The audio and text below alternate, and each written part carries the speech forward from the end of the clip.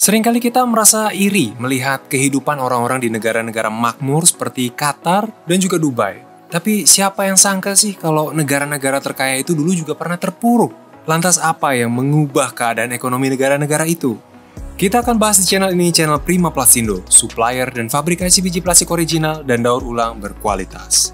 Jangan lupa cek info Prima Plastindo di Facebook, Instagram, dan TikTok untuk mengetahui produk bahan baku yang didistribusi oleh Prima Plastindo, sahabat mitra biji plastik berkualitas yang dapat dipercaya.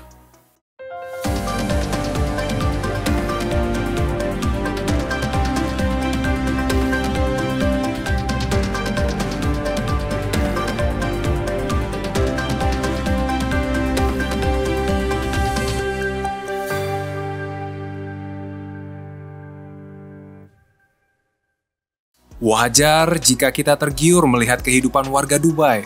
Mereka pakai mobil Ferrari hanya untuk pergi ke supermarket. Sebagian orang mungkin berpikir, wah mereka sudah kaya dari sananya.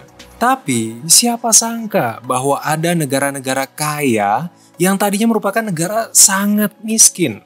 Ini 4 di antaranya.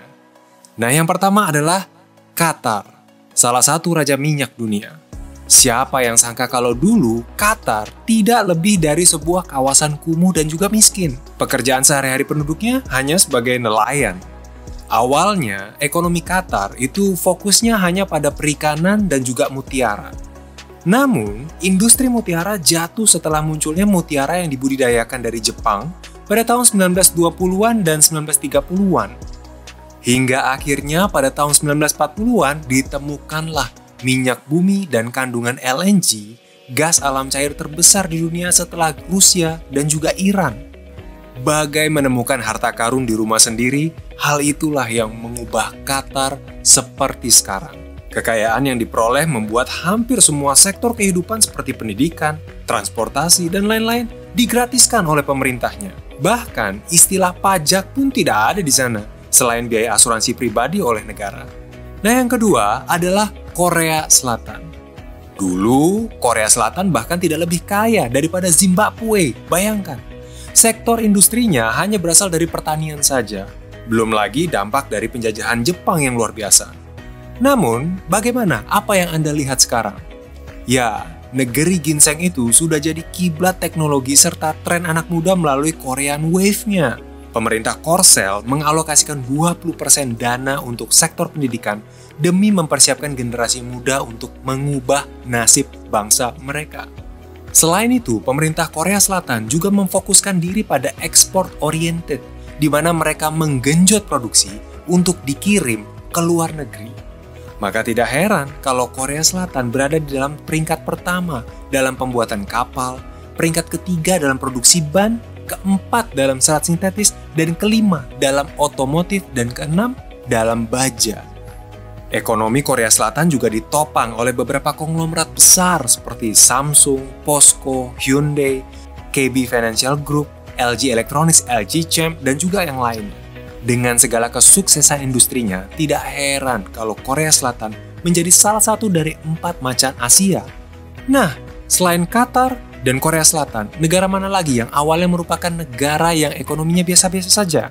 Sebelum lanjut, apakah Anda sedang butuh pasokan biji plastik original dan berkualitas? Seperti biji plastik GPPS merek VNPS tipe 525 dengan kualitas bening sedikit bluish?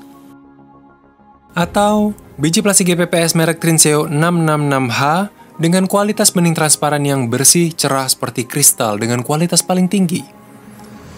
Biji plastik PS atau polistiren adalah jenis plastik yang paling banyak digunakan, yang memiliki transparansi sangat baik, kekakuan tinggi, dan kemampuan cetakan yang sangat baik seperti untuk injeksi, ekstrusi, dan cetakan busa, dan yang lainnya. Atau mungkin jenis biji plastik lainnya? Kunjungi segera website Prima Plastindo di www.primaplastindo.co.id yang menyediakan biji plastik GPPS, HIPS, PP, PE, dan ABS original, berkualitas, dan terjamin. Jangan ragu hubungi via WhatsApp atau sosial media Prima Plastindo di Facebook, Instagram, dan TikTok untuk informasi pasokan biji plastik yang Anda butuhkan. Prima Plastindo, supplier dan fabrikasi biji plastik original dan daur ulang berkualitas. Selanjutnya ada Singapura. Ya, sejak hengkangnya Inggris dari wilayah tersebut, hampir 70% rakyat di sana mengalami kemiskinan. 70%, bayangkan. Bahkan sempat terbersit di pikiran para elit negara tersebut untuk bergabung dengan negara Malaysia. Namun, Singapura berjuang melawan keterpurukan yang ada. Petinggi saat itu, Lee Kuan Yew, mewajibkan asuransi kepada seluruh warganya. Tujuannya agar semua bisa merasa sejahtera. Selain itu, dirinya juga mengobral zona investasi bebas pajak bagi perusahaan asing, sehingga membuat devisa di sana mengalir dengan deras. Alhasil, jadilah Singapura seperti saat ini. Salah satu negara yang bertahta di perekonomian dunia. Ekonomi Singapura termasuk di antara 10 negara yang paling terbuka, paling kompetitif, dan paling inovatif di dunia. Dianggap sebagai negara paling ramah bisnis di dunia, ratusan ribu ekspatriat asing bekerja di Singapura di berbagai perusahaan multinasional. Singapura juga memiliki salah satu pelabuhan tersibuk di dunia dan merupakan pusat pertukaran mata uang asing terbesar keempat di dunia setelah London, New York, dan Tokyo. Nah, negara keempat yang dulu sempat diremehkan adalah China. China sering dianggap sebagai negara yang tidak mungkin maju oleh negara-negara barat, lantaran mata pencaharian penduduknya yang hanya petani, serta jumlah rakyatnya yang luar biasa banyak. Bahkan kala itu, Rusia yang memiliki ideologi yang sama dengan China, menawarkan bantuan alat industri untuk negaranya. Namun, di bawah kepemimpinan Mao Zedong, China bertekad mengerjakan semuanya sendiri. Meskipun sulit dan juga butuh modal besar di awal untuk membuat fasilitas sendiri, justru kini China menjadi negara yang mandiri dan berkembang pesat.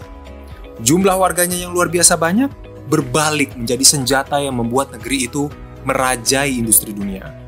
Meski di sisi lain, tidak sedikit juga masalah kesejahteraan buruh pabrik yang jadi taruhannya. Pemerintah China juga memfokuskan diri dalam perdagangan asing sebagai kendaraan utama pertumbuhan ekonomi mereka. Untuk itu mereka mendirikan lebih dari 2.000, bayangkan ada 2.000 kawasan ekonomi khusus di mana hukum investasi direnggangkan untuk menarik modal asing. Nah, itu tadi adalah negara-negara terkaya dunia yang pada awalnya punya ekonomi yang sangat-sangat terpuruk. Bagaimana menurut Anda? Dari keempat negara tadi, mana yang perubahannya paling drastis? Tinggalkan pendapat Anda di kolom komentar di bawah dan jangan lupa subscribe channel ini agar Anda tidak ketinggalan berita-berita terbaru seputar bisnis, terutama industri plastik.